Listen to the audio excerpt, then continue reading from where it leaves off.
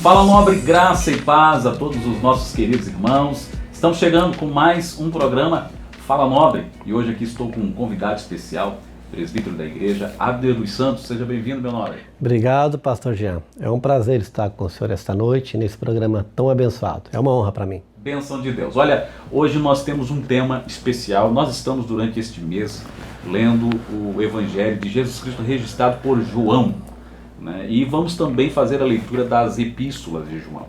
E hoje eu te convidei para nós estarmos juntos aqui tratando um pouco deste livro que traz lições extraordinárias. E eu quero conversar contigo um pouco sobre a importância desse livro para os nossos dias. E eu gostaria que você iniciasse essa argumentação falando a respeito da autoria, do tempo em que foi escrito, como foi escrito e registrado, em que período, né, do ministério de Jesus Cristo, por exemplo. Sim. Pastor, João escreve seu evangelho por volta dos anos 90, é a data que mais se aceita, né? Então, a gente tem como senso que Mateus, Marcos e Lucas foram escritos antes. Marcos, o primeiro evangelho a ser escrito entre os anos 50, 60, depois Mateus e Lucas lá pelos anos 80. João é o último evangelho a ser escrito, né, por volta dos anos 90.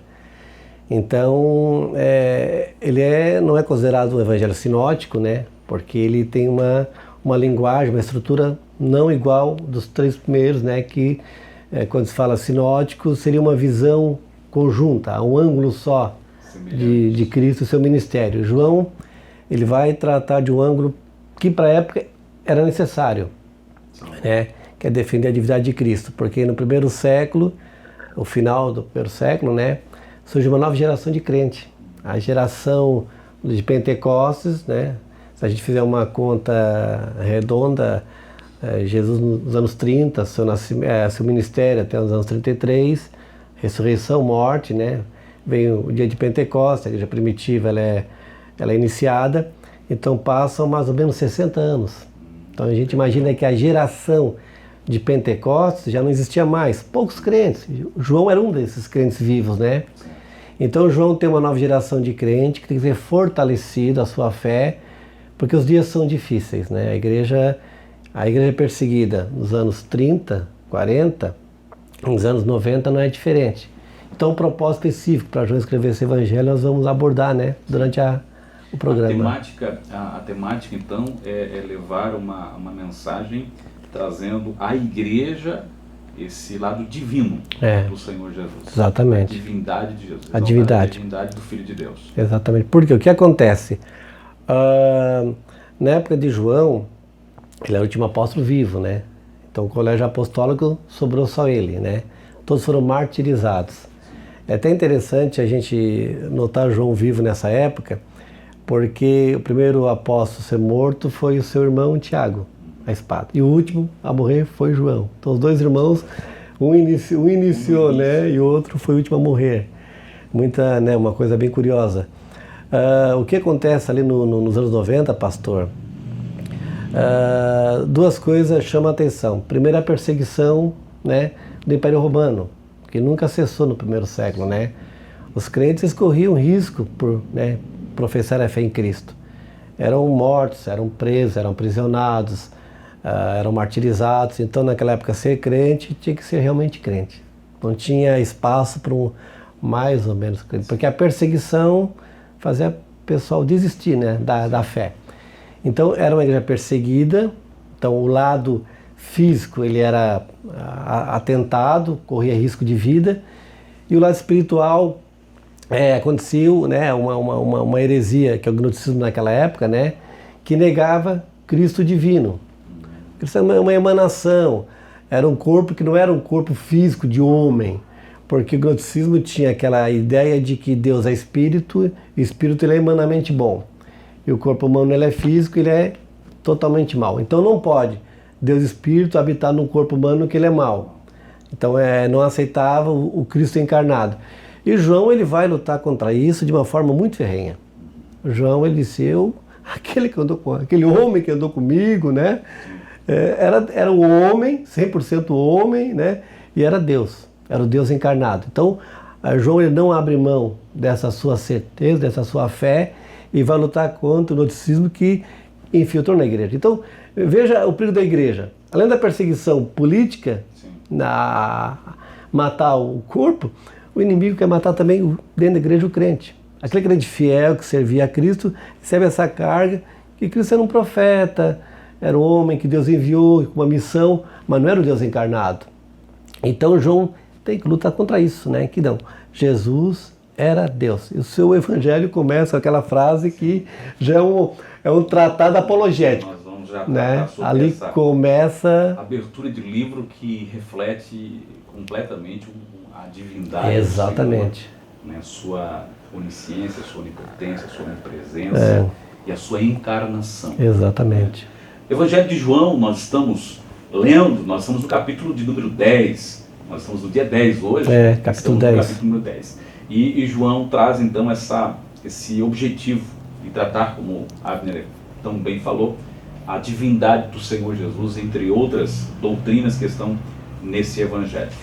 Para nós aqui, para nós que estamos ouvindo você hoje, a gente quer aprender contigo bastante, aquela distinção importante de fazer, porque no início do livro, além do João, né, que está registrando, tem o João ali, um outro João na história ali também. Faz essa distinção para nós ali desses dois João que tem no livro desse Evangelho.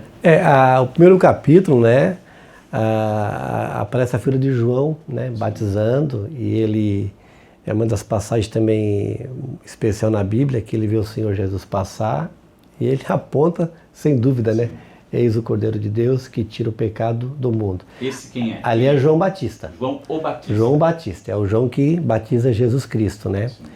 Então, alguns, olhando o texto ali, porque dois discípulos de João agora seguem a Jesus Cristo, né? Que seria Pedro e seu irmão André, e levam João, né? Que era amigo de pesca, a Jesus também. E lá, nesse momento, Jesus diz que que João, né? Começa a seguir ele. Mas o que chama a atenção, né?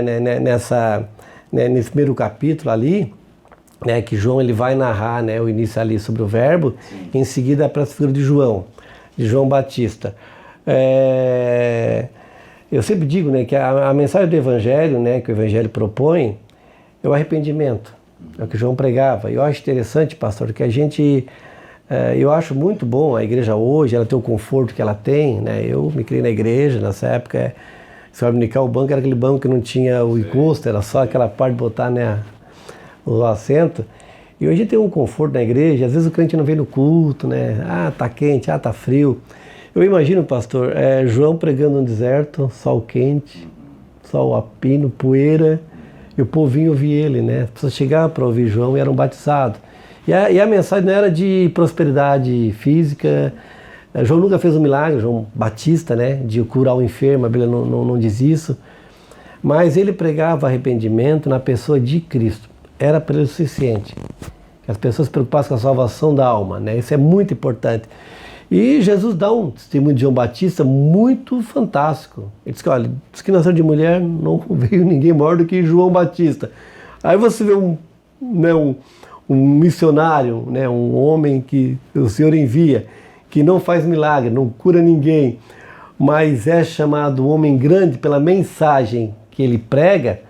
Então é uma figura realmente enigmática, João Batista, né? Então o João ali é o Batista, não é o João que narra o livro, né? Que é o autor. Esse João, eu gosto de que os irmãos ouçam essa questão da distinção entre o João que está escrevendo e o João que está vivendo essa experiência de contato muito, muito extraordinária, profética inclusive, porque esse é o João que é citado lá no Antigo Testamento. Que viria profeta Elias, né? na unção, na mesma forma de unção do profeta Elias, manifestando a vontade de Deus no seu Filho entre os homens e pregando essa mensagem de arrependimento. O João Batista, que prega arrependimento, ele vem já com um ministério profético lá do Antigo Testamento. E eu vejo muitos pregadores, é importante enfatizar isso, muitos pregadores, ensinadores inclusive, invocando essa ausência de João o Batista nos nossos dias. Essa mensagem não desconfigura um pouco a realidade de João Batista para os nossos dias, sendo que uma dispensação diferente se estabelece pós o próprio Senhor Jesus diz, né, que nem antes nem depois dele você teria alguém grande o suficiente ou com a mesma característica ministerial. Não é algo assim meio que fora de senso doutrinário bíblico para os nossos dias. Então, pastor, eu olhando a vida de João Batista, seu ministério, eu creio que a mensagem que ele pregava, né, ela está ausente de muitos púlpitos hoje. Sim. Completamente ausente, né? Porque há um enfoque no bem material, né, na riqueza material, no conforto, e essa é a propaganda que se faz em alguns lugares que eu acho um pouco preocupante. Por quê? Porque a pessoa ela recebe essa mensagem de que ela vem para a igreja, ela vai ficar rica. Isso não acontece. E então ela desanima na caminhada de fé, porque ela não está alicerçada na pessoa de Cristo. Sim. O arrependimento, mudança de vida que o Senhor faz na nossa vida, e quando o que importa para o crente é a comunhão com Deus, comunhão com Cristo. Se você tem muito ou pouco dinheiro, não afeta a tua fé. E a pessoa às vezes ela vem para a igreja, ela até consegue, né, adquirir alguma coisa, mas quando há um problema financeiro ou de saúde, ela abandona a fé. Porque não houve o arrependimento, que é a mudança de vida, é uma vida agora moldada na palavra do Senhor, obedecendo Ele, tendo fé dEle. Se Deus fizer, Ele é Deus, se não fizer, Ele continua sendo Deus. Eu não estou pelo que Ele me dá, mas pelo que Ele é. Então essa mensagem de arrependimento hoje, eu até às vezes eu comento na escola bíblica, quando a gente entra no assunto de mensagens nos nossos dias, né? Você não vê uma pregação sobre arrependimento, santificação, sobre contra o pecado, mudando nas igrejas. A mensagem de prosperidade. Se diz de uma forma mais... De forma geral, sabe na mídia, televisiva, né, o culto que você vê na mídia. E não é o que João pregava. E Jesus elogia João pela pregação de arrependimento. Exato. É isso que eu queria enfatizar aqui. Essa distinção de João para os dias dele, para os nossos dias, fica na questão da mensagem. Exatamente. E não no ministério profético. Não no milagre, ele não fez milagre. Exatamente. Então, uma realidade importante, já aprendemos aqui que esse é uma grande dificuldade dos nossos dias. E este evangelho, com a história de João o Batista, que nós já fizemos uma distinção, que não é o que escreve o livro, exatamente, mas é aquele que está vivendo essas experiências proféticas aqui com Jesus. E quando eu falo profética, não é no sentido atual profético, no sentido realmente profetizado no Antigo e cumprido aqui no Novo Testamento. Bem, João, já distinguimos, a mensagem é ausente de forma geral realmente nos púlpitos. Prega-se um arrependimento diferente, exatamente, um arrependimento que traz recompensas terrenas. Se arrepende, confessa, deixa que Deus vai prosperar você. Essa é a mensagem de um evangelho que não é o evangelho do Senhor Jesus. E basta nós olharmos para o cenário que estamos vivendo, que a gente vai entender isso. Agora, voltamos para o João, o evangelista João. Ele já traz a sua trajetória junto de Jesus, você já comentou, né? Ele segue o Senhor Jesus, ele tem um interesse em descobrir o que o Senhor Jesus está pregando, está ensinando, está instruindo, e ele visualiza milagres, ele inclusive é usado, né, de forma poderosa à frente para curar também enfermos e para pregar o Evangelho. Sim. A mensagem de João escrita, qual é o cerne dela? Qual é o objetivo dela? Então, pastor, eu digo que o texto áureo que os pregadores falam de João é João 3,16, né? Sim. Porque Deus amou o mundo de tal maneira que deu seu Filho unigênito, né? Para que ele não precisa ter vida eterna. É o texto áureo. E realmente é um texto precioso. Mas o texto áureo para mim, de João, o seu Evangelho, é João 20, 30 e 31.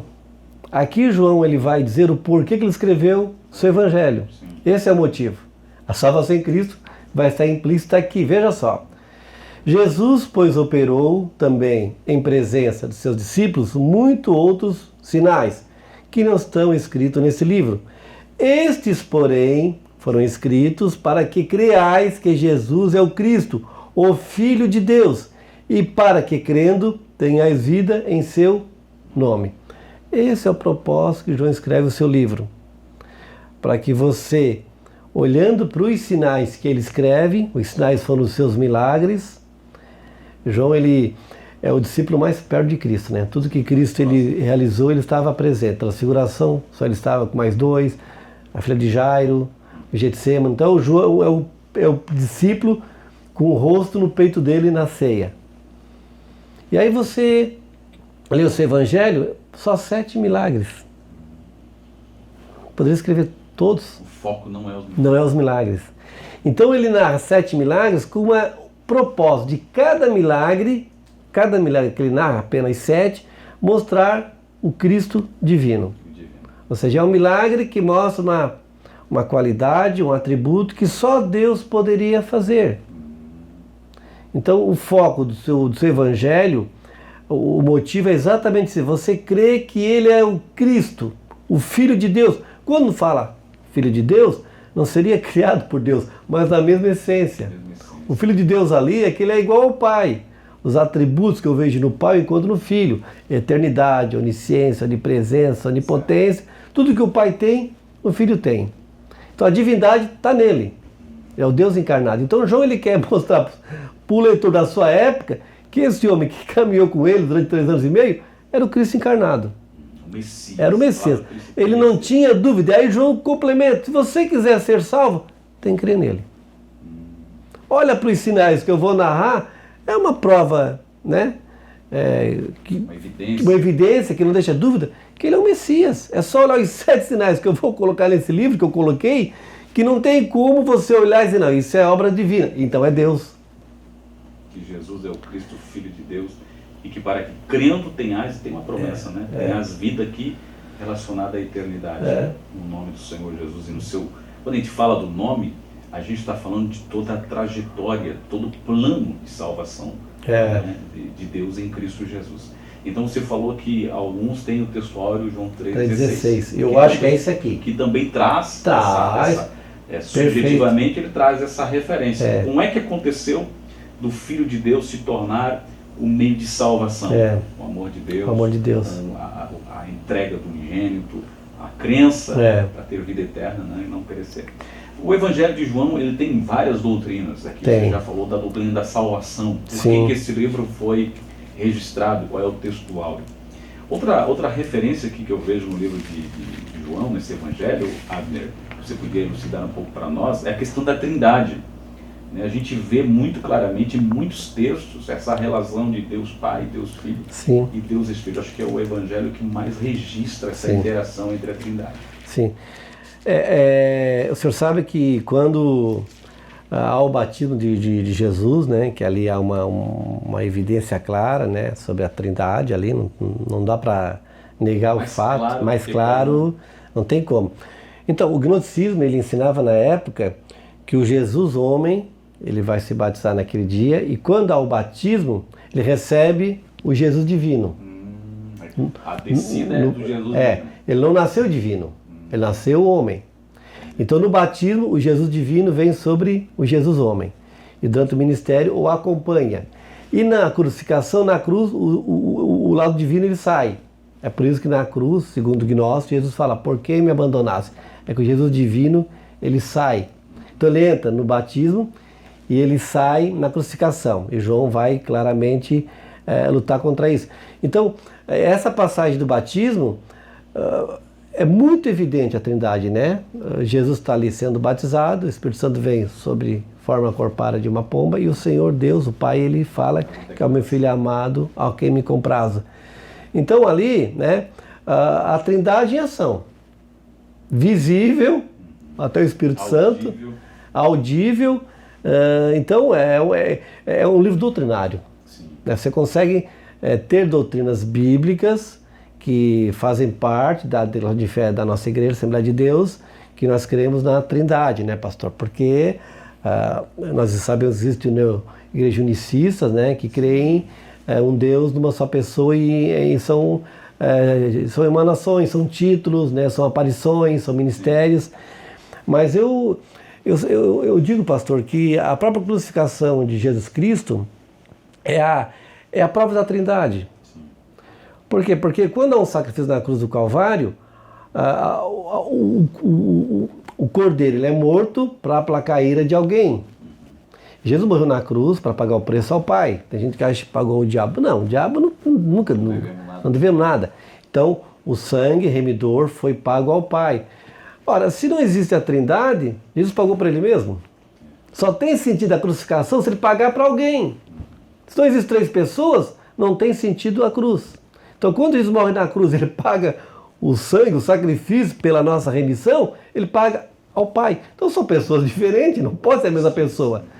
Então a crucificação que João vai narrar, né, ali é prova da Trindade. Então é uma doutrina bíblica e tem amparo em João. Né? João ele vai amparar essa doutrina da Trindade.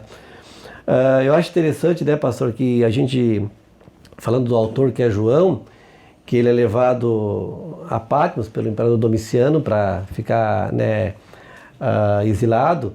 Ele já tinha escrito antes os evangelhos, né, lá em Éfeso, ele escreve os evangelhos e as cartas. Depois ele vai para Patmos e ele escreve lá o Apocalipse. Eu acho interessante é que o imperador viu, né, que matar os apóstolos, a igreja, não funcionou porque o evangelho, o crente morria, mas mais crentes se salvavam, né? Então era uma ação dura, mas o resultado não era muito prático. Eu gosto dessa ideia de que quando ele leva João para a ilha, ele disse, agora eu vou isolar o camarada da ilha, acabou as revelações. Eu vou fechar todas as portas para João. Não vai ter para quem pregar, não vai ter para quem ensinar, vai estar ilhado. Fecharam as portas para João. Então, esse é o nosso Deus. Sim. Quando fecha uma porta na terra, Deus abre uma porta no céu. João, olha, então lá na ilha, isolado, Deus abre uma porta e revela o Apocalipse para ele. Então, o crente, mesmo perseguido, mesmo exilado, Deus, quando tem um propósito, Deus vai usar. Não importa onde você esteja, Deus vai te usar. Tem uma iluminação. Deus vai te procurar, Deus vai te achar, vai te revelar, vai te ensinar, vai te iluminar, te dar dom ministerial, dons espirituais. Então, na terra comum, a igreja tendo as portas fechadas, né? Por causa da pandemia. Mas Deus abriu uma porta. O homem fecha uma porta, mas a porta que Deus abre, ninguém fecha, né? Então, João teve essa grande... né, agir de Deus na vida dela, um agir de Deus de, né, mesmo exilado, revelações que ninguém teve, né, pastor? Nobres, nós estamos aqui nesta noite, aproveitando este tempo, conversando aqui com o meu nobre Abner dos Santos, e já aprendemos muito aqui a respeito deste evangelho registrado por João, o evangelho do Senhor Jesus, com lições extraordinárias, falando da divindade do Senhor, a importância que está sendo esse livro para nós nesses dias. Eu gostaria de pedir para você aí aproveitar esse momento, nós nem falamos isso no começo, para você se inscrever aí no nosso canal, tá bom? Para você curtir, acionar o sino aí e compartilhar muito. Aproveite agora esse momento, esse minuto agora, esse segundo, e compartilhe aí pelo menos para umas 15 pessoas este vídeo, para que outras pessoas possam ter acesso a esse conteúdo tão importante. A importância do Evangelho do Senhor Jesus, especialmente nós estamos falando aqui do Evangelho registrado por João. Abner, assim de maneira talvez panorâmica, talvez objetiva, você já falou do versículo que traz o objetivo desse Evangelho, né, e também o texto áureo, que muitos conhecem. Já falamos sobre a doutrina da Trindade, né? Especificamente falamos aqui sobre o batismo do Senhor Jesus, essa revelação extraordinária de Deus Pai sobre a vida de Deus Filho, com a ação, né, do Espírito Santo de Deus. No capítulo 17, nós encontramos, eu considero a oração mais extraordinária da Bíblia, até porque foi o próprio Senhor Jesus que fez esta oração. É a oração mais longa registrada de Jesus, né? E tem muitas doutrinas, muitos ensinos. Logo após esse ambiente aqui, Jesus está já no Getsêmani, que é um lugar de moenda, lugar de dor, né? De sofrimento. Sim. Então o Evangelho de João, ele não retrata um filho de Deus que não sente, que não sofre. Fala um pouquinho sobre esse Jesus também, homem. Sim. Não esse Jesus divino, agora esse Jesus homem que ora, que sente. Pastor, uma coisa que me chama a atenção no Evangelho de João, eu queria comentar aqui, diz a história da igreja, né, no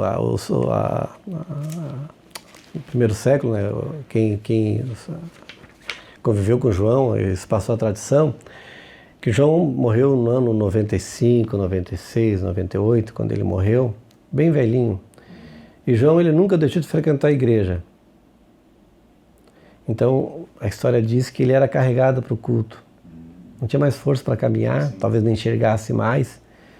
O que eu noto, né, com essa atitude de João? Queria estar com Cristo. Então, esse Jesus que eu dou com ele, esse Jesus homem, cuidou, tratou, amou seus discípulos de uma forma sacrificial. Né? A oração dele, Pai, cuida deles. Pai, santifica-os na verdade, a tua palavra é verdade. A oração é de cuidado, de carinho. Jesus, né, sabia que iria morrer logo em seguida, iria ser tirado deles, embora eu fosse ficar mais 40 dias, né, depois de ressurreto. Mas é um carinho de Jesus para os seus discípulos, para João e para todos, que nos impacta. É um Jesus que ama, é um Jesus que guarda, Jesus que cuida, que tem prazer de salvar, de restaurar, de mudar vidas. E João viveu isso na pele, né? João, por ser um discípulo próximo de Cristo, vendo como Jesus tratava as pessoas, como ele tratava o pecador, o doente, o enfermo, nunca despediu ninguém sem uma palavra de fé, uma palavra de esperança, de cura, de salvação. Até o jovem rico que recusou o convite, ele se compadeceu. Então é um Jesus, né, que abraça. É um Jesus, é o homem perfeito, é o homem do coração sincero, um coração obediente ao Pai. A gente quer ser cristão, quer ser seguidor de Cristo, mas a gente não quer obedecer, não quer ser submisso, não quer ter amor, não quer ter compaixão. E isso em Cristo, no João, no seu Evangelho, ele mostra esse Cristo, essa característica, um Cristo compassivo, amoroso, atencioso. Na cruz ele olha para sua mãe ali, viúva na época já, segundo a tradição, João, cuida dela. Preocupação familiar, né? Tipo assim, minha mãe não tem aposento, né? Naquela época não havia pensão, né? Não havia... então, João, tu é um dos discípulos, tu é um camarada que eu vou confiar a minha mãe. Então, é um carinho para sua mãe, então, uma senhora idosa. É um carinho para um homem rico que despreza ele, para um publicano que né, o Zaqueu, é a criança que ele põe no colo. É o Jesus que ele atravessa o mar numa tempestade para chegar em Gadara e libertar um homem possesso, um homem endemoniado, um homem que estava lá, não tinha condição desse homem sair e procurar Cristo. Cristo procura ele. Pastor, o Senhor fez isso com a gente. Ele nos procurou, Ele nos salvou, Ele nos redimiu. A sua ação na minha vida e na sua foi tremenda. Porque se dependesse da minha salvação, jamais me salvaria. Mas a ação dEle, o Espírito dEle, a palavra dEle nos iluminou. Então é um Cristo querendo salvar, perdoar. Lamentavelmente, né, o homem tem o livre-arbítrio de recusar essa mensagem tão gloriosa de salvação. Mas João teve esse privilégio de olhar no Cristo tão humano, sendo tão poderoso, né, pastor? Sim. Talvez uma passagem que mais me impacta é o nascimento da manjedoura. Ele estava um bebê nascido há poucas horas, né? Não tinha nem um dia de vida. Era a criança mais frágil, humanamente falando, mas era mais poderosa. Naquele berço estava o Criador do céu, da terra, do universo. Era o ser mais poderoso naquele berço. Então Jesus é tudo para nós, né, pastor? Bênção de Deus. Esse lado humano de Jesus, ele é retratado nas suas orações, nos seus sentimentos. Né? Ele chorou, como você falou, expressou tão bem. O Evangelho de João, eu acho que ele traz isso com mais poesia. Com mais poesia. A própria oração sacerdotal, ela é uma referência muito clara aos sentimentos de Jesus, humano, sentindo. Porque tem um Deus nos céus que vai fazer juízo, vai fazer justiça. E essa justiça vai cair sobre ele. Né? Depois ali nós temos o Getsemane, em que ocorre aquela biologia dele ali sente, né? Sente todas as dores, as agruras, as inquietações do seguir em frente. Mas ele não abre mão do propósito. Não Isso abre. nos ensina muito. Então, exatamente. Evangelho de João, nós estamos lendo durante este mês, e o Fala Nobre fez questão de trazer para você aqui um professor aqui de teologia da nossa igreja, um coordenador do nosso curso, para esclarecer, iluminar o nosso entendimento com aquilo que nós estamos tratando aqui. Tantos assuntos importantes, a autoria, a distinção entre esses dois Joãos que tem aqui neste livro, a doutrina da Trindade, a doutrina da salvação, a doutrina do Espírito Santo de Deus, a cristologia, que é tão importante, a humanidade do Senhor Jesus. E eu gostaria de finalizar aqui para que você deixasse uma mensagem para esse povo da importância de ler esse livro, Abner. Logo nós vamos já tratar das epístolas, já no próximo programa, nós vamos tratar aí das 3 epístolas de João, que são também extraordinárias, né? Mas nós vamos tratar no próximo programa, já na próxima oportunidade. Fala Nobre vai estar aqui novamente tratando das 3 epístolas de João. E também vamos dar uma pincelada, né, no Apocalipse. Vai ser bom. Então você já fique preparado aí que já em seguida, na próxima oportunidade, vamos estar. Mas qual a importância, para nós finalizarmos aqui, qual a importância deste propósito de ler os Evangelhos de João nesses dias? Evidentemente, pastor, às vezes você pode se perguntar, mas por que eu vou ler João se eu creio que Jesus é Deus? Né? E nós cremos nisso. Mas o senhor sabe que a gente escuta algumas coisas que nos preocupam. Eu vi um pregador, né, esse da mídia, ele pregando, e depois ele apagou, como houve uma repercussão, ele apagou essa pregação, ele apagou esse vídeo, ele dizendo que Jesus era Deus, mas um Deus menor, no sentido de que Deus é eterno, Jesus não é eterno como Pai, porque ele surgiu depois do Pai. Eu levei um susto, né, quando eu vi aquilo, porque João, ele é claro, no princípio era o Verbo, e o Verbo estava com Deus, e o Verbo era Deus. Então João está colocando Jesus antes de tudo. Ou seja, ele não tem, quando é princípio, não tem contagem de tempo, ele é eterno igual ao Pai, da essência do Pai. Então a igreja precisa, né, às vezes, ler alguma coisa, né, e se não tem essa firmeza doutrinária, acaba mas pensando bem, né, se Jesus é filho de Deus, então ele foi criado. O Filho de Deus ali é a mesma essência, ele é Deus como Pai, não é criatura. Então esse Evangelho, eu digo que a grande carga que nos dá doutrinária de ensino, é os sinais que João narra, que é os seus 7 milagres, que para mim e para a vida da igreja hoje, é algo que não pode ser deixado de lado e tem que ser sempre lido, lembrado, meditado, porque a nossa fé cresce, fortalece, e isso para a igreja é vida. João vai narrar o milagre em Caná, onde ele transforma a água em vinho. O que João quer dizer com isso? Que ele é Deus. Porque o elemento nos transforma em outro, a não ser que o dono de tudo faça isso. Não existe uma máquina que transforme água em vinho, e nem vai existir, porque o elemento nos transforma em outro. Só quem criou a água e a uva pode fazer isso. Então João está dizendo ali que ele é Deus. Eu vi um outro líder falando uma vez, esse ele não apagou, está lá na internet ainda. Um líder religioso aí, Desami, dizendo que ele não entendia esse milagre de Caná. Porque tinha tanta coisa para Jesus naquele casamento transformar, que eram as vidas. Certo. Foi transformar água em vinho, que coisa sem propósito. Eu levei um susto, né? Porque um líder dizer que não entendia esse milagre. Mas João está dizendo que ele é Deus.